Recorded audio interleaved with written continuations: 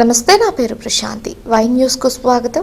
This news sponsors by Shri Krishna enterprises. Railway station ఎదురుగా మా వద్ద అన్ని టీవీలు, ఏసీలు, ఫ్రిడ్జ్లు మరియు అన్ని రకాల ఫర్నిచర్ హోల్సేల్ ధరలకు అమ్మబడును. ఈ కృష్ణ ఎంటర్ప్రైజెస్ కు విచ్చేయండి. రైల్వే స్టేషన్ ఎదురుగా, మెయిన్ రోడ్, తుని.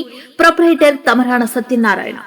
శ్రీకాకుళం జిల్లా పలాస ప్రాంతంలో విమానాశ్రయ నిర్మాణానికి కేంద్ర ప్రభుత్వం సిద్ధంగా ఉందని, ఉద్యాన ప్రాంత ప్రజలు ఇందుకు పూర్తి స్థాయిలో సహకరించాలని కేంద్ర పౌర విమానయాన శాఖ మంత్రి కింజారపు రామ్మోహన్ నాయుడు పిలుపునిచ్చారు. మందస మండలం బిడిమి గ్రామంలో ఏర్పాటు చేసిన ప్రత్యేక సమావేశానికి ముఖ్య అతిథిగా విచ్చేసిన కేంద్ర మంత్రి మాట్లాడుతూ, రాబోయే రోజుల్లో స్థానిక యువత, ఉపాధి, వారి భవిష్యత్తును దృష్టిలో ఉంచుకొని ఈ ప్రాజెక్టుకు అందరూ మద్దతుగా నిలవాలని కోరారు.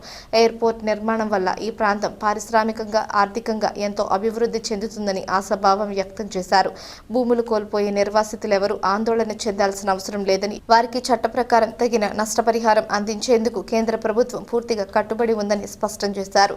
ఈ సమావేశంలో పలాస ఎమ్మెల్యే గౌతు శిరీష, జిల్లా కలెక్టర్ స్వప్నిల్ దినకర్ పొన్కర్, జిల్లా ఎస్పీ కేవి మహేశ్వర్ రెడ్డిలతో పాల్గొన్నారు.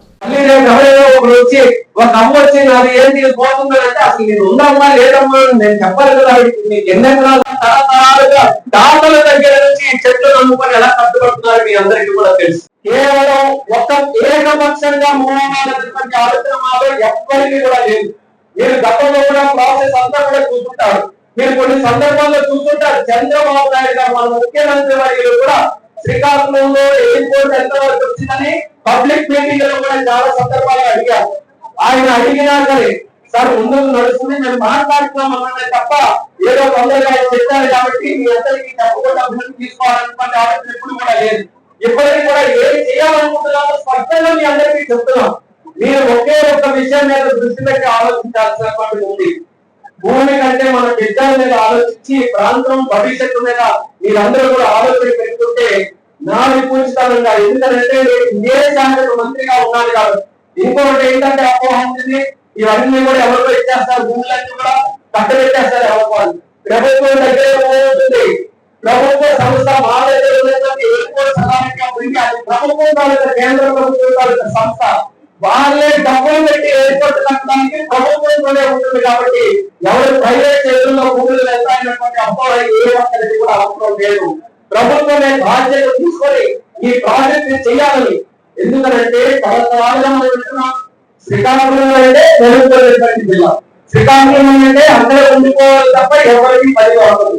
అందరూ కూడా పని కావాలంటే బయటకు వెళ్ళిపోవాలి.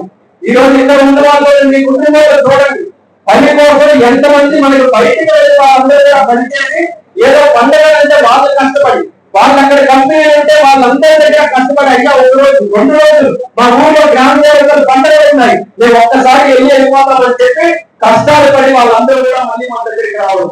ఏదైనా ఒక జరగడానికి కార్యక్రమం జరిగితే సెలవు కూడా రాకపోతే, లేకపోతే ఎక్కడో చిక్కుపోతే, ఏ దుబాయ్లోనో, ఏ గల్ఫ్లోనో, ఏ మలేషియాలోనో తిరుగుతుంటే వాళ్ళు కూడా రావడానికి అవకాశం లేదు. మరి అంత కష్టాలు పడి ఈ రోజు కొనసాగుతున్నాం కదా, రేపు భవిష్యత్తులోనైనా ఈ కష్టాలు కాస్త తగ్గాలని చెప్పి ఒక ప్రయత్నం చేయడం తప్ప అని కూడా మీరు అందరూ కూడా ఆలోచిస్తున్నారు. అంతగా మించి మా దగ్గర ఆలోచన లేదు. ఈ రోజు నేనేం కేవలం చేస్తాను కదా, 3 సార్లు చిన్న వయసులో పార్లమెంట్ సభ్యులుగా గెలిచిన అమ్మాయి మాట్లాడేది గొప్పతనం కాదు. మీ అందరూ ఇచ్చినటువంటి ఆశీర్వాదాలు చిన్న వయసులో పార్లమెంట్ సభ్యులుగా 3 సార్లు గెలిచారు. ఈ రోజు 3 సార్లు గెలిచినటువంటి పార్లమెంట్ సభ్యులుగా గుర్తించి రాష్ట్రంలో చంద్రబాబు నాయుడు గారు కేంద్రంలో ప్రధానమంత్రిగా పోటీ గారు వాళ్ళిద్దరూ కూడా ఈ యువకుడు సరైనటువంటి వారిని వీరిని మనం ప్రోత్సహించాలని చెప్పి చిన్న వయసులో మోడీ గారు కూర్చున్నటువంటి కేంద్ర కేంద్రంలో అత్యంత చిన్న వయసులో రామ్మోహన్ నాయుడు కేంద్ర మంత్రిగా పోతున్నారండి. ఇంతకు మించి మంచి చేశారు. రాజకీయాలు కలిపి ఇంకా దేశాల అయిపోవాలి. నాకు అన్నిటికంటే పెద్ద పేరు ఏదైనా వచ్చారంటే స్వర్గీయ కేంద్రం ఎవరైనా గుర్తుగా ఉన్నారని గుర్తుందంటే కాదు.